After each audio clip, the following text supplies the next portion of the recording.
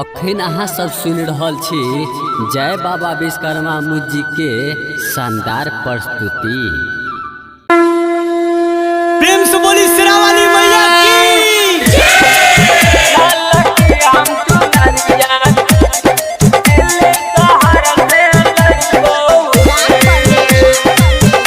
Mix by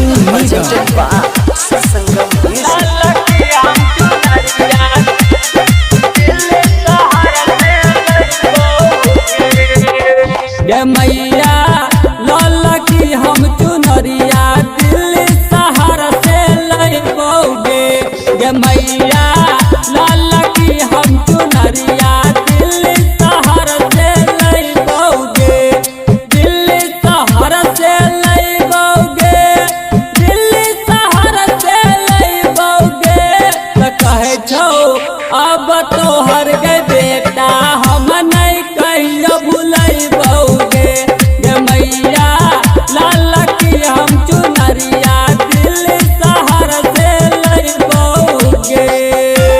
presented by Sangam Music.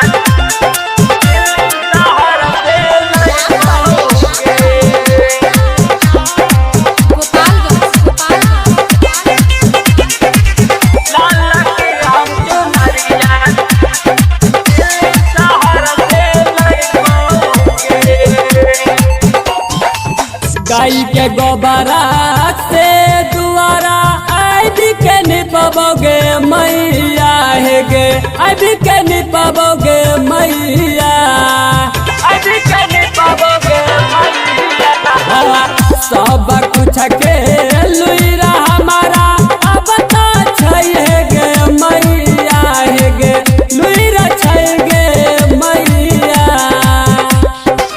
Delhi शहर से लैबोगे दिल्ली शहर से लैबोगे एक दिन तोहर नाम के रचना अब तो हमहू रचैबोगे गे मैया लाल की हम चुनरिया दिल्ली शहर से लैबोगे लाल की हम चुनरिया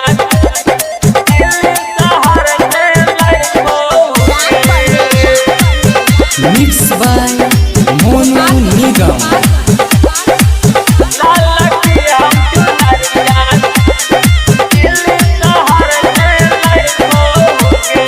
जवाहरलाल रसिला मैया बारह छोड़ के बेच गे मैया तोरा से रुक बेच गे तोरा से